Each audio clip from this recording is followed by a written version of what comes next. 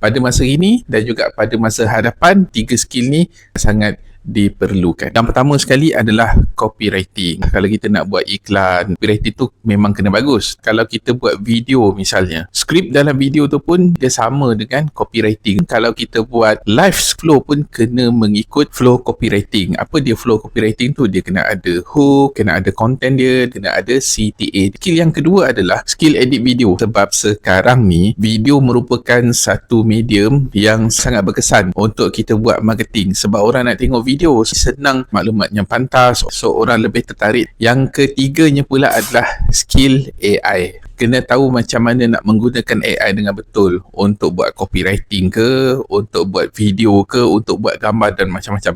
Gabungan 3 skill ni kalau kita ada, insyaAllah kita boleh survive. Kita boleh buat affiliate, boleh jual produk kita sendiri, atau juga kita boleh menawarkan servis dan macam-macam lagi.